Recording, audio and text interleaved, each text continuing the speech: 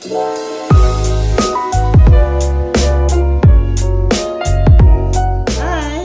jumpa lagi dengan saya. Masih dengan materi tentang teks eksposisi. Apa kabar? Siap untuk materi selanjutnya? Kita akan mulai saja. Topik kita kali ini adalah menyajikan teks eksposisi. Apa saja langkah-langkah yang perlu kita lakukan jika kita ingin menyusun sebuah teks eksposisi? Pada materi yang lalu kita sudah belajar tentang struktur teks eksposisi dan juga kaidah kebahasaan. Nah, sekarang langkah-langkah yang perlu kita ambil jika kita ingin menulis teks eksposisi. Yang pertama, jangan lupa bacalah semua buku-buku yang berkaitan dengan topik yang ingin kita ambil. Ya, tetapi sebelumnya buatlah tema. Kalian ingin menulis tentang apa? Carilah yang sederhana yang ada di sekitar kita supaya kita tidak kesulitan. Nah, setelah kita membaca buku, kita tentukan topik-topik yang ingin kita ambil dari buku-buku dan berbagai sumber yang sudah kita baca. Yang berikutnya, pilihlah dan catatlah mana yang penting yang sesuai dengan topik yang sudah kamu pilih. Berikutnya, buatlah kerangka karangan yang sesuai dengan struktur teks eksposisi. Kemudian dari kerangka yang sudah kita susun, catatlah poin-poin sesuai dengan strukturnya. Baru kemudian kamu kembangkan menjadi sebuah teks eksposisi sesuai dengan struktur dan kaidah kebahasaan. Nah, itu tadi langkah-langkah yang perlu kita lakukan. Sekarang kita akan mencoba dengan contoh yang berikut ini. Generasi Hebat Indonesia, berikut adalah contoh kerangka yang sesuai dengan struktur teks eksposisi sekaligus pengembangannya menjadi sebuah teks eksposisi. Isu atau masalah yang diangkat adalah pentingnya minum air putih untuk kesehatan tubuh. Nah, kerangka bagian tesis yang pertama berisi minum air putih secara teratur merupakan salah satu hal yang fundamental dalam menjaga kesehatan tubuh. Yang kedua, minum air putih dapat membersihkan toksin dari tubuh. Yang ketiga, minum air putih dapat memberikan nutrisi bagi sel-sel tubuh. Dan yang keempat, minum air putih dapat menjaga tubuh dari dehidrasi.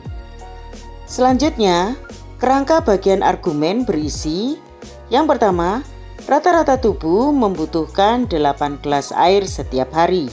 Yang kedua, selain untuk membersihkan tubuh dari unsur kontaminan, air putih dapat mengisi tubuh tanpa harus menambah kalori. Yang ketiga, air putih dapat memberi rasa kenyang, sehingga minum segelas air putih sebelum makan akan membantu kita yang sedang melaksanakan proses diet dengan sehat.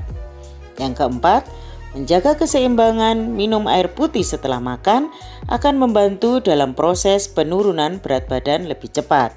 Yang kelima, minum air putih setelah bangun tidur terbukti dapat menjaga kebugaran dan kesehatan. Yang keenam, selain itu, minum air putih setiap hari dapat meningkatkan fungsi ginjal. Dan yang ketujuh, minum air putih juga meningkatkan metabolisme tubuh dan mempercepat tubuh memproses makanan.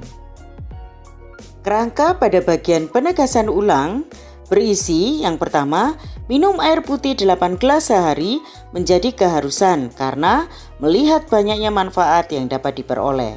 Yang kedua, bawalah air minum di mana saja dan ketika aktivitas apa saja. Dan yang ketiga, minum air putih setiap saat membuat kita dapat merasakan manfaatnya. Nah, demikianlah tentang kerangka karangannya. Selanjutnya, perhatikanlah teks eksposisi yang utuh dimulai dari tesis, argumen sampai pada penegasan ulang berikut ini.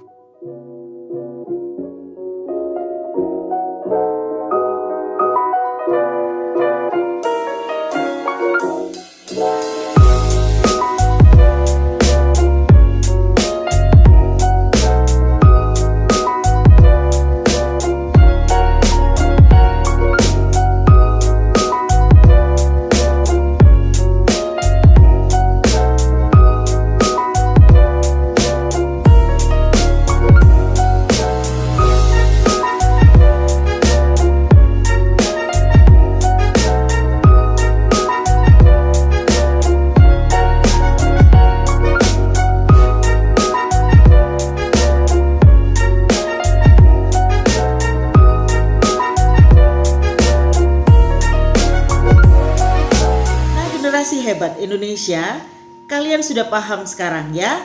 Ibu sudah berikan contoh bagaimana kamu dapat menyajikan teks eksposisi. Nah sekarang berlatihlah, jadilah orang yang hebat dan terus berlatih. Sampai jumpa pada tayangan video-video selanjutnya. Tetap semangat, jangan lupa tetap jaga protokol kesehatan. Gunakan masker, cuci tangan dengan sabun, jaga jarak, dan hindari kerumunan. Tetap sehat, sampai jumpa.